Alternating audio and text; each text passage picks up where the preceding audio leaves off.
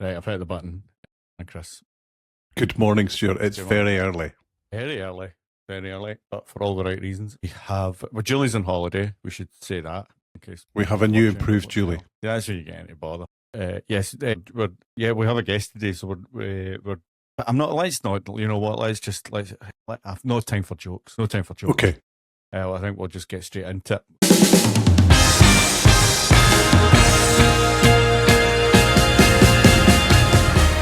Welcome to the Good Brand Podcast. Good is a brand consultancy based in the United Kingdom. We work for people all over the world because we're crazy.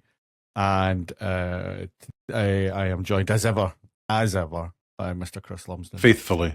Good morning. Hello. Good, fair play to you. And also our guest today, Ms. Teri Nicklin. Hi.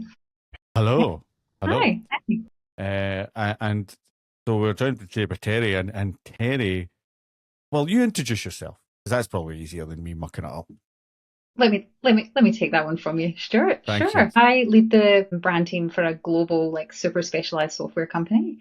And probably like most B2B companies out there, you'll have never heard of us.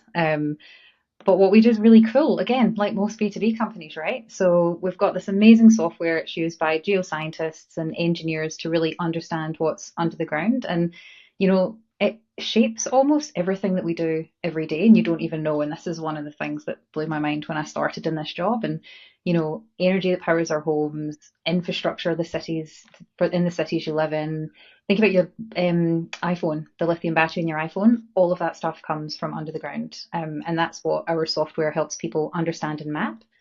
So it's pretty cool stuff, right? Well, I'm a bit biased. No, it is. I had a little look on, and I was there just to do a 5-minute bit of research. I was there for 45 minutes going, ooh. Nice. Interesting. And Teri, so it's in our sweet spot. You're right in our sweet spot in terms of B2B tech, that kind of thing. What's your title? Go on, because you gave us it off earlier. I love it. I love it. Go for it.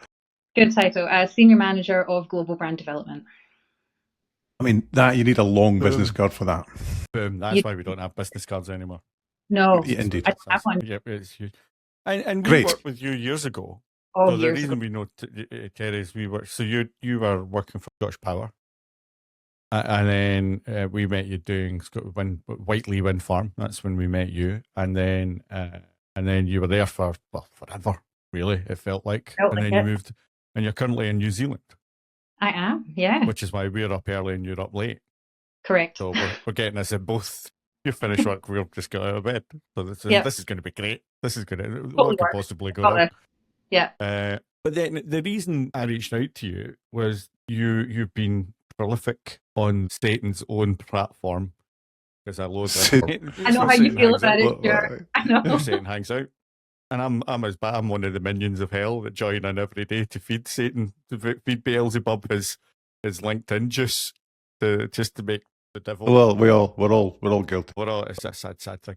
But you've been prolific, and you kind of posted quite a long post, which I think again is normally you're quite one of the same ones, which is like one paragraph. But you kind of put this whole thing about B2B being basically the B2B's missing a trick.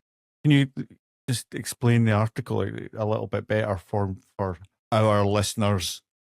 Yeah, like a $1 trillion trick is probably how I would describe it.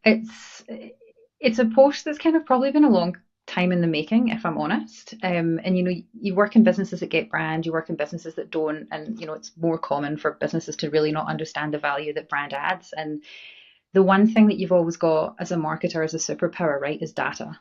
And you can bring data to the table because data really makes the impact of the work real.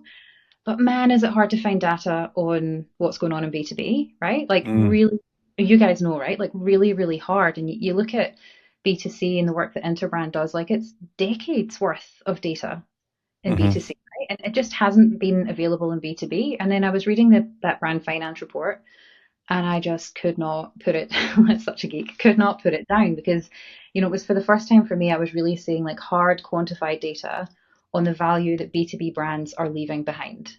And if I get my stats right, 18% of the value of a B2C business comes from brand. 13% of the value of a B2B business comes from brand. And that 5 percentage point difference, right? It doesn't sound like much, But the clever people at Brand Finance have done the maths, and it's $1 trillion gap. Right? Can you even visualize $1 trillion? Like, I can't. Like, it's monumental. And you see data like that and you go, I knew it. So selfishly, I was like, I knew I was right. I knew there was data that backed this up. And so that's where it came from. So that triggered your kind of rant from that point on. Absolutely. Yep, that was it. That was all I needed. Because it's just, I've worked in organizations and I've been on a board, and I've been in those discussions with C-suite, and I know what happens when you try and explain the power of brand and the commercial outcomes it can deliver. When you're a part of those conversations, it just comes down to we'll prove it, right? And you can't go, give me some money to invest in a brand campaign over the next 5 years. They're like, no, prove it now.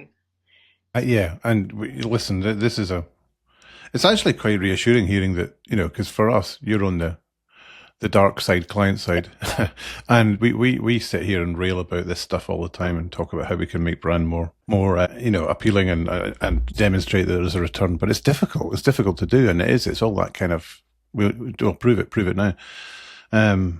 So it's in a way it's not surprising, but you kind of get that sense that it's difficult it's difficult to get buy-in, and people that aren't minded that way, it's a challenge. Oh, it's really hard, and like I see it playing out every single day, and I'll be bold and bet, if my experience is anything to go on, like, it doesn't matter the industry, it doesn't matter the geography. I've worked across a whole lot of industries, a whole lot of geographies. We're on opposite sides of the world right now, right? It's the same conversation that plays out, and I've been doing a lot of thinking about it, and I'm commonly in organizations that are kind of big global organizations, or they're listed companies, and there's quarterly targets, and there's shareholder commitments, and there's investors to please, and it might as well just be like death to brand, right?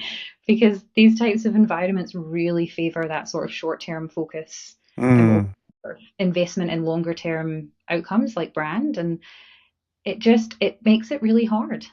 Because brand doesn't deliver in quarter. No, but even though there's irrefutable proof now that it does deliver over the long term, especially when you mix the spend with short term lead gen stuff and longer term brand building, there's proof that it works. But it's just difficult because no one's going to bet on a probabilistic return in 2 years, 3 years time. That's hard. That's hard to do, and you get it because everything's so short term. Everything's strained through a spreadsheet nowadays. So where does that leave us? Where does that leave us in the business? I think before we get to that, one of the interesting thing, again, I'm about to push my LinkedIn mindset, which is into this. I think so. The post, when I read it, absolutely resonated, and it was great to see somebody in your position who's running a brand, doing the hard graft on a brand, saying this. If there was a criticism that I had of the post, not necessarily a criticism as such, but this is not, and to be normally it comes from brand consultancies like ours trying to get work, you know what I mean? Going, hey, you're missing a trick, and it's there, and nobody listened. And it's weird that it's kind of seen. What was kind of interesting about seeing your post is that it was creeping out into client. What was interesting about your post was the data, and here we go. Look, what more do you need? But again, it just doesn't seem to take any traction. I will guarantee you, in 6 months' time, 6 years' time, you'll still be in a position, Teri, to write, keep that, paste that, keep it in a folder, and then you'll be able to read. So, I mean, from the insider's point of view, do you see it changing? It goes back to Chris's point of like, where does this leave us?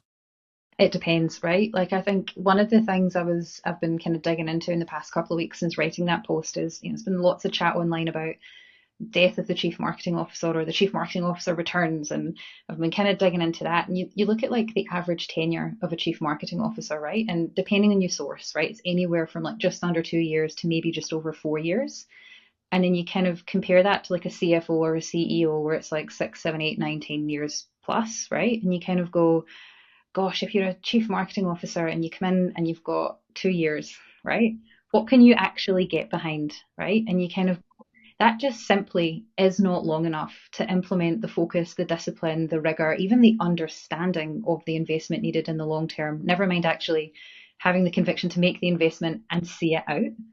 So it's like, that's, to me, that when I've been kind of digging into what does this mean and where is it coming from? I think that's something you can't ignore, right? Yeah. How do we get kind of chief marketing officers that have the tenure and the staying power to manage a brand over the term that's needed. I think also added to that, an observation I'd say is that given the lack of kind of representation of marketing at board level within some of those big organizations as well, means that there's not really a mindset there that believes in that investment and that return over the longer term. So yeah, I think you're absolutely right. Put these two things together and you've probably got the answer. So what we're doing is relying on the understanding and enlightenment of others within at a board level who are willing to, take a punt and push this kind of mindset and thinking. The weird phrase that you're saying there, Chris, and I don't disagree, is take a punt. And that's the interesting thing, that it's still seen, and I know exactly why you're saying it, because it does feel like we'll take a punt. Chris and I were talking, and we'll talk about it a little bit later. We're doing a survey at the moment, and one of the question is, who's in charge of brand somewhat within your organisation or something like that. And I think we counted, what was interesting, we had a quick mental run through of all the clients that we've got that actually have the word brand in the title, and we only have one client that's got that. And so it's interesting that your job title, again, one of the reasons I think Chris was wanting to make sure specific, is that yours has got brand specifically in the title. Can you, and if you can't, it's fine, we'll take it out, but can you talk to how brand is perceived in your organisation? Is it one of the reasons you went there? Is it seen as a growth engine? Is it just seen as a colouring department? Where does brand fit in your place, if you can talk about it? I've got a refreshing answer to that question, because it's not been my experience in previous, not to throw shade on previous organisations, but one of the big reasons that attracted me to where I work now is the importance of brand and the focus on brand, and a kind of senior leadership team that get it. The company that I'm in now started a few decades ago as a kind of real kind of down and dirty startup, some amazing tech that was solving cool problems, but we weren't quite sure where it was going to go, and it's grown into this global kind of industry leader. But we operate in so many industries, right? But it's incredible the journey this company has come on, and the one thing it stayed true to is how important the brand is. And it's had multiple iterations, as kind of tech companies do when they evolve, but there is a real conscious conversation in the company around how important it is, the breadth of different areas that it impacts, like the value that it can deliver across everything from how do you, and you guys talk about this all the time, how do you elevate from kind of products, features and benefits up to what that value conversation is? How do you go in as a kind of tech software company in the B2B space and not talk to users and technical teams and actually level up and start talking to the C-suite? Kind of key to what we do, and it really is understood by the senior team. That makes a huge difference, and you can see I've got brand in my title, right? Yeah, I mean, having that in your title, it kind of stood out, because normally it's the marketing department and it's sales sheets and things like that. So when you see brand, you're kind of getting the idea. Well, it's good to hear you say that it is taking a more mature approach to it, rather than just saying we've got to stick brand in here because it's cool. It is well, it's fair to say that not. I mean, Teri sounds like the business she works in is fairly well evolved, but there are many, many B2B organizations, some of which we've worked with in the past, that struggle to have marketing represented, let alone brand. And that plays to the point about, not really understanding what brand is. And that's another challenge. But I mean, we've talked about that in different episodes around, our job isn't necessarily to persuade people that they need to invest in brand, because, that's not our role. Our role is to help facilitate solutions once people realize that they have a challenge. But that plays to, again, we talk about that 5% difference or delta and it's there. I think it's in that space that B2B is just, it's further behind in its evolutionary curve, I think. Yeah, Stuart's frowning. Well, no, I'm frowning. It's never good when Stuart's frowning. You can't disagree with that. Thank you. Next question. No. Hold your horses. Kind of, again, the thing I'm picking up on, and it's just a phrase you've used, and not intentional, it's a phrase, but in its evolutionary journey, at the moment, it would feel that sometimes B2B, B2B tech is barely crawling out the ooze. Yeah, Never motion. Kind of, it feels as if it's not there. And I think if someone who listens to this is still thinking, and we're hoping that we're marketeers like yourself, Teri, are listening to this. We're not trying to talk to agencies, but if Do you have any guidance for somebody who's working at an agency who thinks brand's a cost, not an asset? Is there any, or is it in the same way that we can't persuade somebody, an organization, to go for brand? Does it come from the senior leadership, or can you influence it on the ground, or do you need that buy-in for it to kind of take off within an organization?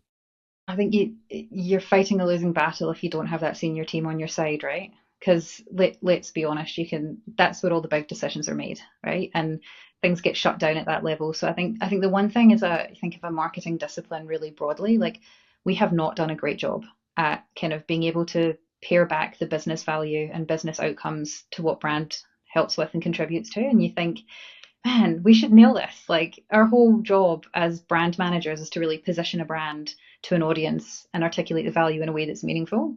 And you kind of just go, we're just missing the C-suite as one of our core audiences here.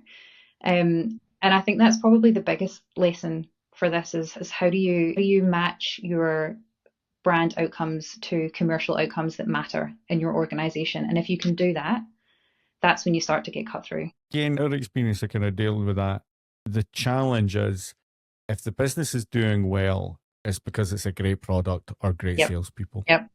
If the business is doing badly, then the brand's not pushing it. And what we're trying to do, I was trying to work on some metrics. Chris, right? Every meeting you go into with Chris, right?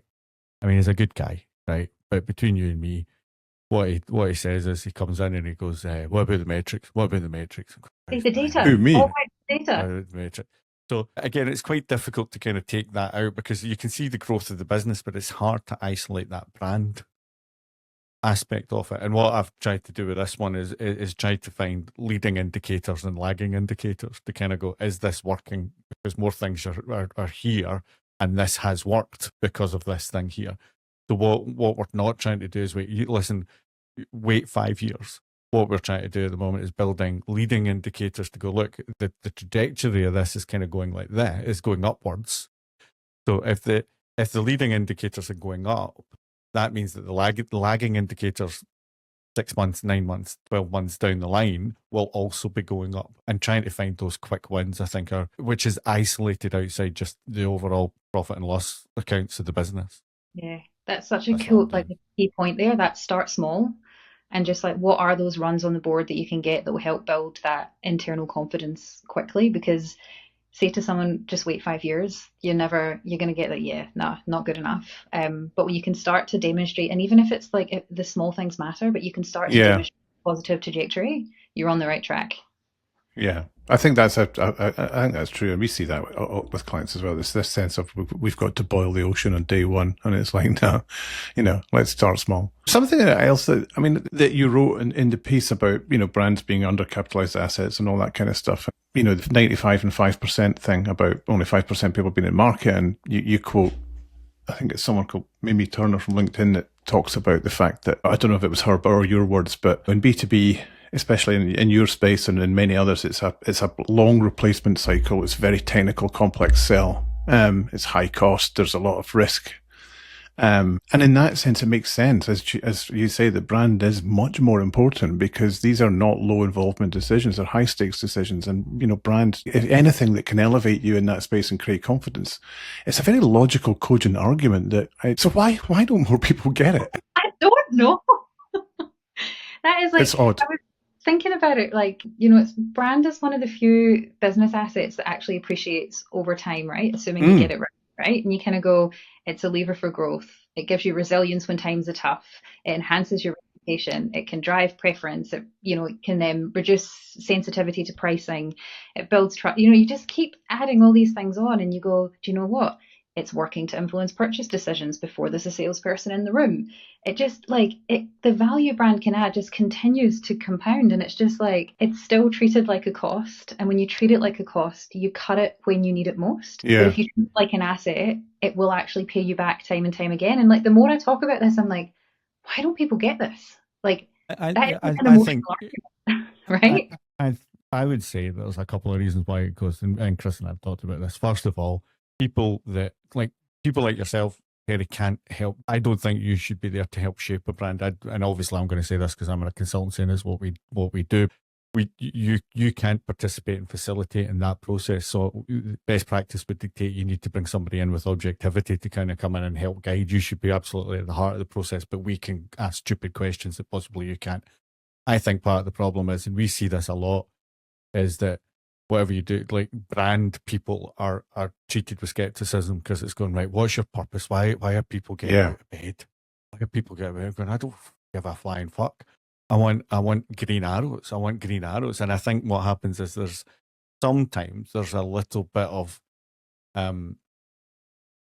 just annoying brand pricks. I couldn't agree more, Stuart. I think you're absolutely right. There's I think we do it to ourselves. I think particularly the agency world has done it to itself. It's the preoccupation with the shiny new thing and, being distracted by purpose, and rather than nailing down, as Teri said, all the elements that are, lining them up as cogent, sensible, or obvious arguments about why. And I think one of the issues is some of this stuff has become so abstracted over time that numbers people just don't believe it, and we don't do much to try and course correct that narrative. I think is part of the challenge.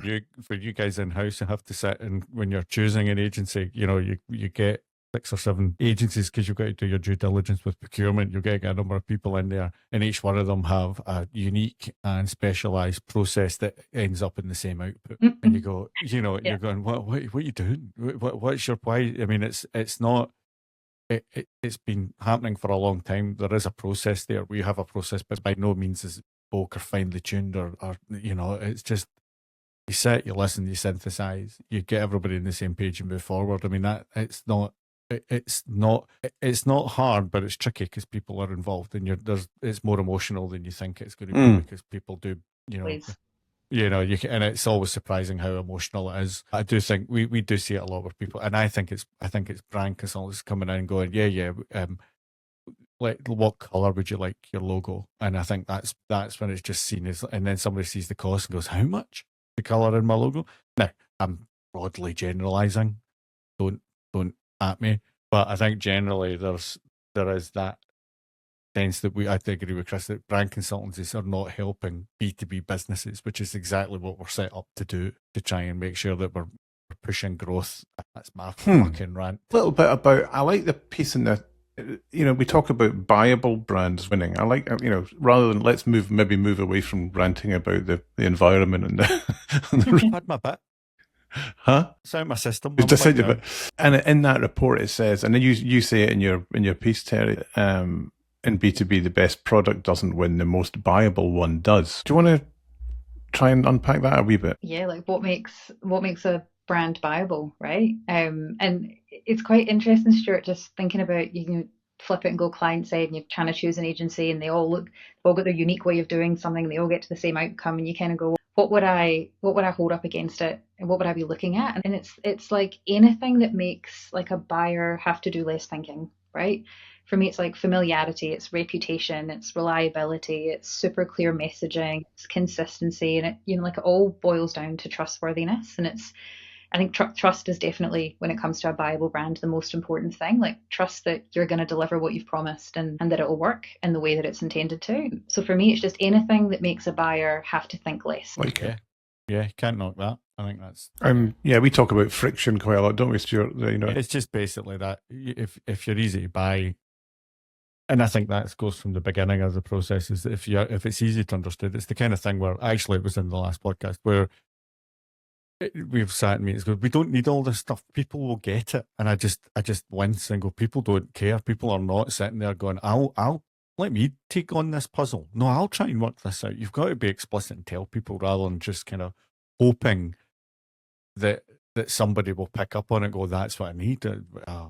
There's a kind of lazy arrogance sometimes around that stuff, isn't there? About and also you talk about in the comms as well, packing those, comms with unnecessary, noise, rather than focusing on a single message and all that kind of stuff, which is, stripping stuff, which is about focus and ultimately the strategy, I suppose. I think brand ultimately is risk management. That's what you're trying to do. You're trying to guide people to the best decision.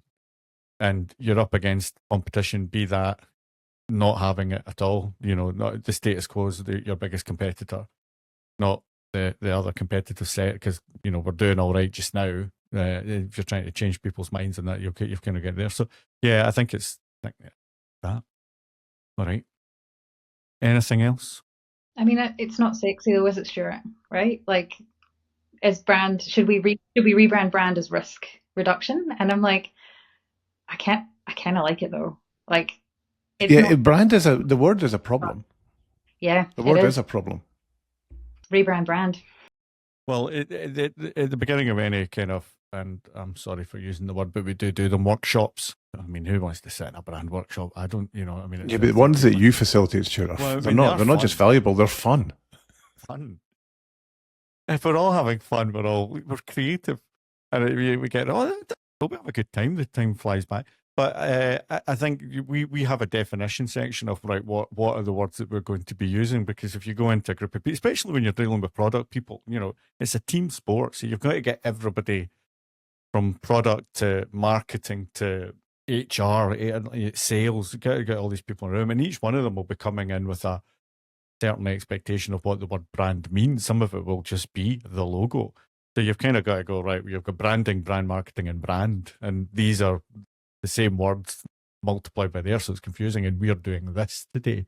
And I think you've kind of, so I agree. I think the word is a problem, but it's the word that we've got. So this is why we do the podcast, to help explain it a little bit and try to break it down and hopefully help people push up to that C-suite, Teri, to kind of say, right, this is what we mean and this is what we do.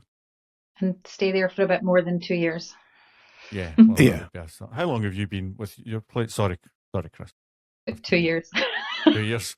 All right. Time for a change. Time for a move, Teri.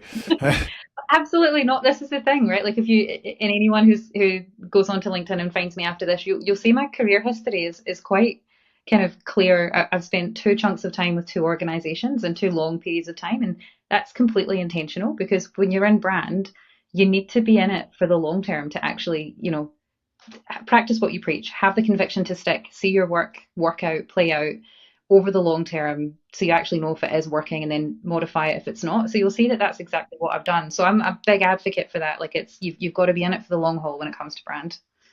Can I ask? I just want to circle back to the point that we've got this survey out that's like, what, where does brand break down in B2B? And I think back to, and you've painted a very positive picture about brand in your place, Teri. But where would you say because there's friction everywhere. Where's the friction points for brand in your business then? Where would you pick them out? I think almost conversely, the friction point in an organization that gets brand is everyone gets brand and everyone thinks they own it, which they do to a degree, but it's who's got ultimate responsibility, and making sure that everything consistently comes together, because when everyone owns it, it has just the kind of, the risk is it just goes everywhere, right? And you need that kind of central point to pull it back in. Right. So it's not a democracy kind of thing. It's everyone can have a view, but decisions get made. I'd say that's probably the hard part as well, because on one level, brand isn't difficult to understand, right? Like, it's not, you don't have to have an engineering degree to get the kind of core principles and what it's there to do. And everyone therefore has an opinion. And yes. The old adage, everyone's a marketer, right? So I think that whole, you need to know when to make a decision, and know that what decisions you are responsible for making, and being okay with communicating that back to people who might feel they've got ownership in the brand. Great point. I think you're absolutely right. This thing about it is, we talk about this, what we're doing isn't difficult. People love to overcomplicate it and over egg it, but it's really simple. And there are some principles that underlie it that are really, really simple. And you're right, it's about helping. It's great that people can be enthusiastic, but it's about knowing, when the decision needs to be made and what that's going to be. That's good. I like that. And just purely out of naked self-interest from our point of view, what is it that you think that agencies should be doing differently in talking to clients or approaching potential clients? Because, you might be inundated. Oh, it's agencies that I have had some great success in working with, and I count you guys as part of this, are ones who really understand the business that you're operating in, and like, not understand it as in we don't expect you to be one of us, but you're curious about it and you seek to understand it and you ask the interesting questions. I think, Stuart, you said, the stupid questions, because often the stupid questions are questions that need to be asked. But when you're in an organization, you're like, oh, I should know this. I can't ask this question. Oh my God. So that kind of curiosity to understand, who are you? What is it you do? Why are you doing it? Why do you do this thing and not that thing? And how does this work? And coming in with that curiosity to understand is where we've had the best impact working with agencies. Yeah, stupid questions as a service. Stupid questions. Love a stupid question. I ask stupid questions all day. I'm here for it. Love it. Good. Well, this has been very interesting. So this has been great, Teri. Thank you for your time. I know it's the end of your day on a Friday. Happy Friday. I mean, I'm Friday. sure there's. Yeah, I mean, I know it's winter where you are, and even in the UK it's winter, so it's good how we're all. Today's 13 degrees and raining all day. Oh, stop. Summer day. Welcome to summer. So so that. But thanks very much. We'll drop, if you want to know more about Teri, we'll drop in our LinkedIn bio, and you can go pass through the gates of hell and find the only angel that's living in LinkedIn at the moment. That's the way I would do that, because it needs more angels on LinkedIn. Let me tell you, more people like Teri. I totally agree. Because I rip my knitting. The LinkedIn, I rip some my knitting. But thanks very much for your time. Great. It's been Thanks, really Teri. interesting. And we'll Thanks, talk Chris. to you soon. Thanks, folks. Bye. See you next